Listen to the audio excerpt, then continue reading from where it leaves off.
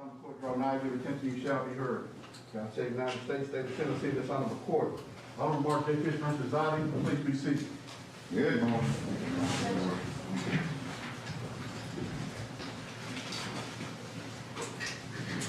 Did y'all get the jury charge I emailed this morning? Yes, Your Honor. Yes, Your Honor. I guess the first thing we need to do is,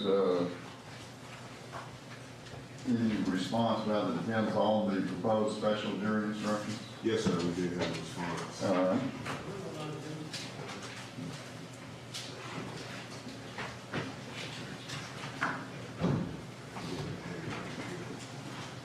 We'll start with number one. Let's take them in numerical order.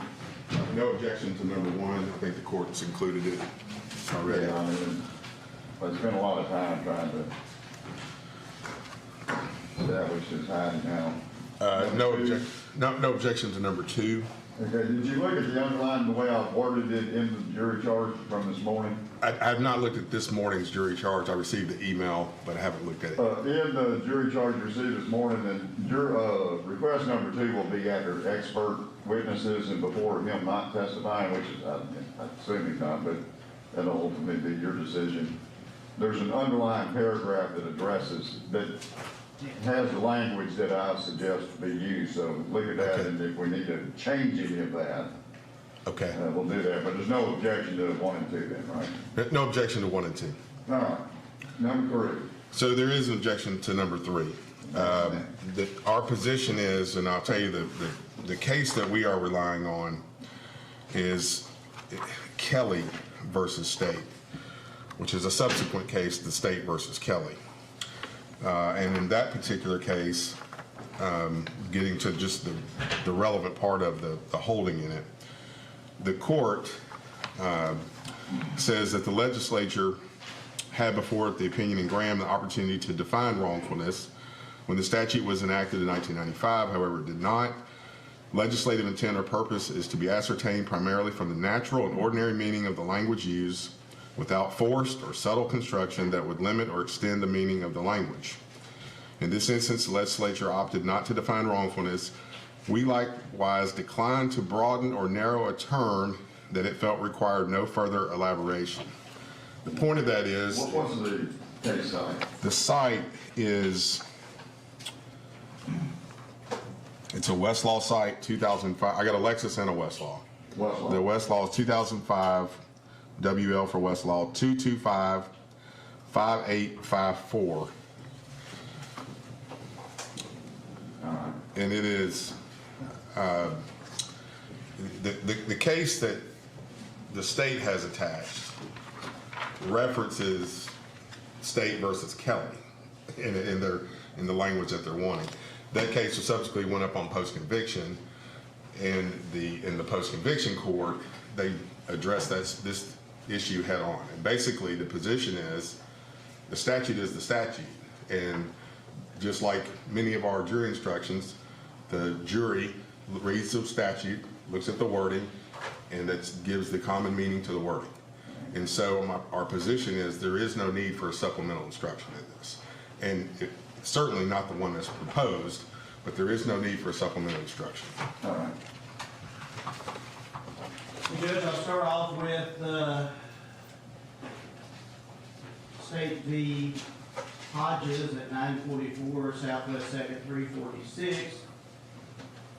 Pattern jury instructions are merely patterns or suggestions, have not been officially approved, and must be revised or supplemented if necessary to fully and accurately conform to applicable law.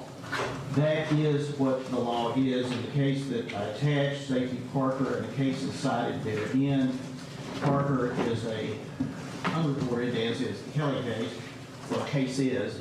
And for clarification, I'm not sure if counsel was referring to the post-conviction case in Kelly that was filed September 15, 2005. But in any event, it is much, much earlier case and does discuss the case site for the post-conviction Kelly case. Is I have decided Tennessee Criminal Appeal, September 15, 2005. M2004-01158-CCA-R3-PC, All right. which at what page this is, what they go into, where the discussion was about wrongfulness, the statute, where the defendant stated that he knew what he did was wrong and he could be punished for it, and he was discussing that. As the cases have continued, the quote taken from that lineage of Kelly is a direct quote, and is the state of the law, which is the law does not distinguish between legal and moral wrongfulness. It is enough that the defendant understands that his actions are wrong in some form or another. Under State v. Hodges, I submit that is giving the jury exactly what the law is, and submit that it is a correct statement of the law, and the fact that mental health experts have broken that down into and making a distinction, I suspect will make a distinction between moral wrongfulness and legal wrongfulness. It is enough that he appreciated one or the other. That is the law. We argue, not argue, but in jury selection, discuss that. There are notes. That is the law, and having that in the jury instruction would alleviate us holding up the case law and saying members of the jury or criminal appeals or these cases, here's what it is. But like I said, on State v. Hodges, give the jury the law. This is the law, not Kelly. One more thing here. The case, the Parker case, which is attached to the state's motion, when it talks about the proposed language, the proposed language, that's part of the dicta of the case. That's not part of the holding of the case. Okay, that's just language that they reference from other particular cases, but it's not part of the holding. The Kelly versus State case is a different issue. And that's the one he cited. We're talking about the same Kelly versus State case. But I want to quote one more case that the court heard last Monday in the case of State of Tennessee versus Hank Wise, when we came in here with the motions in limine. In that case, in dealing with the issue of the definition of wrongfulness, it says the General Assembly did not include a definition for wrongfulness when it adopted Section 3911-501 in 1995. Quotes cases, Kelly versus State Home. However, the pattern jury instruction for the insanity defense characterizes wrongfulness as the defendant's inability to understand what he was doing was wrong. And it quotes 40-16B. The court has previously held that such an instruction was a complete and correct charge of the current law concerning an insanity defense, citing State versus Kelly. Likewise, this court has previously declined to broaden or narrow the term of wrongfulness because the General Assembly, quote, felt it required no further elaboration, close quote, beyond its natural and ordinary meaning. Therefore, we conclude that the trial court did not err in rejecting the defendant's argument with respect to the definition of wrongfulness. That's a Hank Wise case, Mr. Moore's case, that he attached to the motion in limine number 2. So when we're talking about holdings in cases, we're talking about no supplemental instruction. You had those earlier. Judge, I think it is important to note not only was the Wise opinion 2014, but it was a bench trial. It had nothing to do with jury instructions. It had to do with the court's understanding or application. So, I think apples and oranges. There was no jury instruction issue in the Wise case because there was no jury. It's not apples and oranges, because even though you don't have a jury, the court still has to follow the instructions on elements of the offense, the instructions on other things, and how you weigh things. So just because it was a bench trial doesn't mean that the instructions, that the rules that the court has to use would be any different. All right, I'll look at the cases and reconcile them and see what kind of thing to put it together, exactly what they're trying to tell us. What about number 4? Well, I'm sorry. before we leave that, in the instruction page, put it over here, there is a typo on page 25. Oh, okay. It just said, there's an extra word, the law in does not distinguish. Okay. That was all, just I did that correctly. What about number 4? So number 4, I object to this, adding this as a jury instruction, but I do think it's appropriate when the experts testify, because I think they would be relying on some hearsay evidence in giving their opinions. I do think that the court at that point in time could give what we call a curative instruction or just an instruction. The case, I don't disagree with the case of State versus Jordan that is in the state's motion and that they reference to. But reading the applicable part, that it's on page 54, which is noted in their motion, it says, where an expert witness is referring to hearsay statements not otherwise admissible, then, here's the pertinent part, the trial court should instruct that the hearsay statements are to be used only for evaluating the expert's testimony and should not be relied on as substantive evidence, period. Close the quote. So I think the appropriate way to handle that is if they reference hearsay information or hearsay statements, either before, after, or perhaps during, it's up to the court's discretion, that the court should specifically instruct the jury. The hearsay statements are to be used for evaluating the expert's witness's testimony, only for evaluating the expert witness's testimony, and should not be relied on as substantive evidence, period. That's the precise quote out of the case that tells the court what to do in this situation. I totally agree, and would ask that the court do that every single time that it is referenced, doctor, the hearsay. Because I do agree, that's where in the Jordan case, the court should have given a cautionary instruction, and we would just ask that it be done every time, not just, once or twice, but every time that is applicable. And the only the request was essentially just to supplement the final jury instructions with a reminder. So in case the court had not told them that often enough. So I think A lot of times when we have cautionary instructions during the course of the trial, I incorporate it into the final jury charge because it's applicable throughout the entirety of the trial, and I don't want the jury to think that because I didn't put it in the jury charge that it no longer applies. and that's So I exactly. just want to make them emphasize that, hey, this is the law, and you can't get back there and start, considering what that psychiatrist or psychologist was considering, and all of a sudden you're incorporating it as evidence of the trial. So that's why I put it both in I agree with the curative instruction, no question about that. But I also think that it should be in the final charge to re-emphasize that this is a part of it, because I have to give a complete charge. So we don't have any opposition to putting it in the charge as long as it reflects the wording of the case. And that's not. The only concern I have about it, does the jury really understand what substantive evidence is?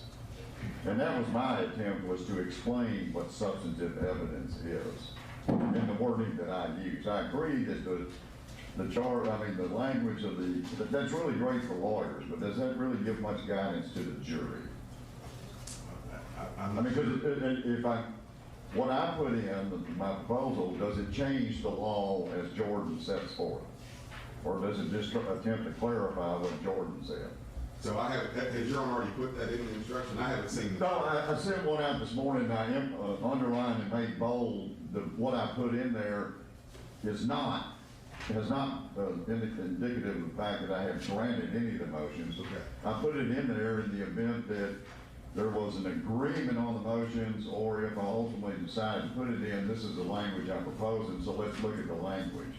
I emailed it to you all about 7 this morning, 7:15, somewhere around there. Yes, sir, that's why I would say the state appreciates that and is in total agreement with your honor's wording. Yeah, I'll look at that. And number 4 was just a request to get something like that done. Yeah. So, I'm more than open to using the language in Jordan if you want to limit that. My logic was, let's help the jury understand what okay. substantive evidence even means. Okay. I hadn't looked at the email this morning. Yeah, it's at the end of the expert testimony, and it's underlined. Actually, Judge, we have a second, it might. Oh, you've already made a copy of it? Yes, sir. Yes. Here. Yes, sir.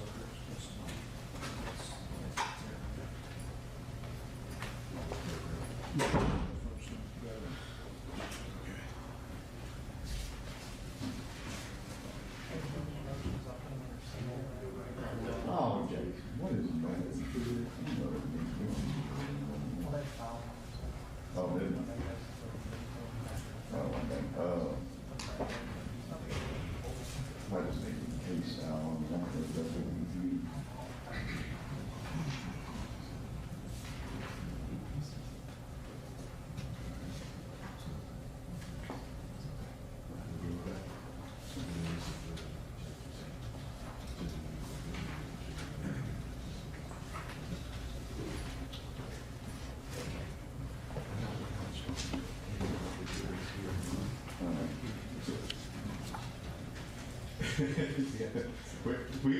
We have no issue with that instruction as it deals with this issue.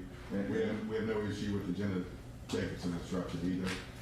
That instruction is a little bit, it's right with the experts, so I don't know if that would cause any kind of confusion because you're not an expert, but in any event. Who is that on? You have the Jenna Jacobson, literally like a continuation of the expert testimony section. Oh, I'll reverse that. I just put that in the wrong place. But we have no issues with the wording of either one of those instructions. Okay. I will put them in the proper order. Okay, thank you. And there is one other thing, just one legal matter. In the lesser included instructions, felony murder, I believe Your Honor, voluntary manslaughter, and you can submit the state of law is that the lessers would be second degree and criminal negligent. Yeah, and let's talk about, I mean, I agree with you on the voluntary manslaughter, but my question is, I just don't think the evidence in this case even supports the charging on reckless or criminally negligent. I mean, that's my opinion. I know the Supreme Court has said charge them all and stay safe, but I just, unless somebody's insisting that I do the reckless, I just. The state would defer that that's a defense request, but I would just submit that voluntary manslaughter. I agree, it's not. I think I just automatically put it in because it was in there earlier, but I agree, it's specifically the rule that it is not. Any thoughts on the lessers? I mean, I agree with the court that usually what they say is charge them all just in case type of thing, but we don't have a special request for reckless or criminal negligence. Yeah, I mean, when you listen to the facts of this case and everything, you just don't see that it is necessary to give a complete charge. Again, the issue's not really what he did, it's did he know what he did? So, all right, anything else at the moment? No, Your Honor. All right, the jury's up here if you want to get started a little bit earlier, but your witness is going to be here till 10, and then we'll just.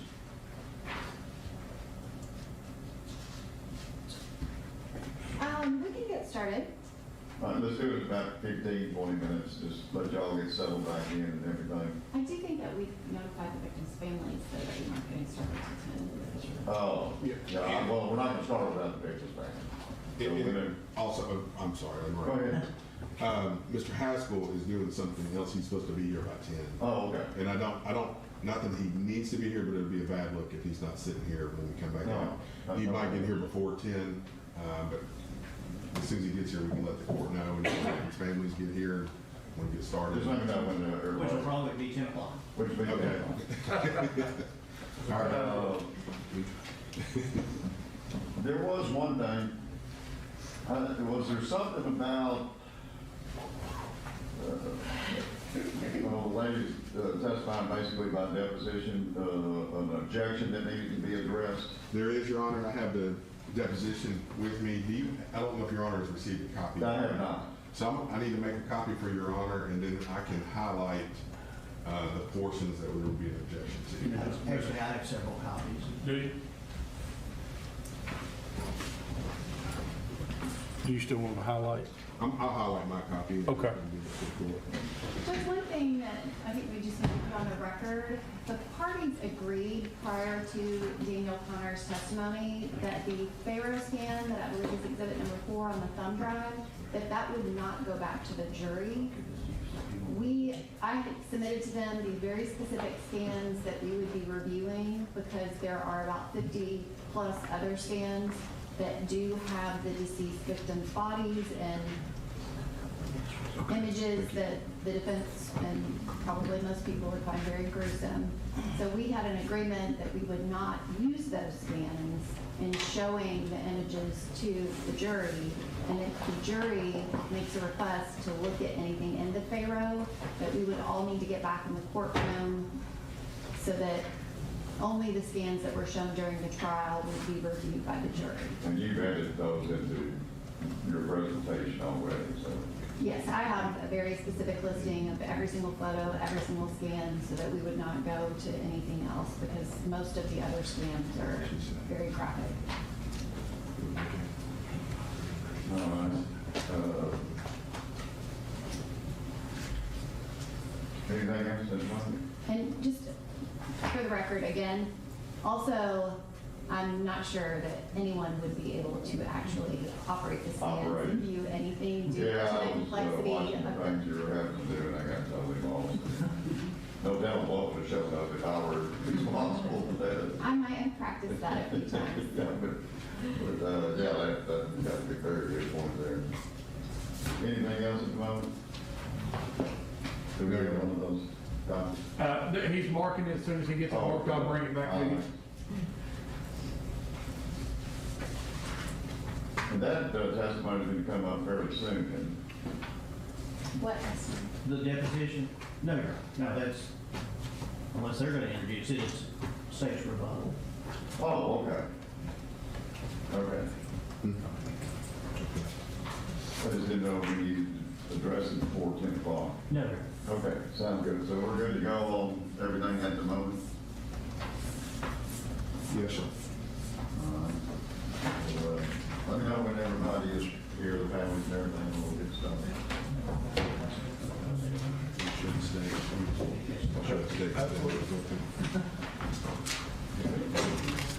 Roger. yes, sir.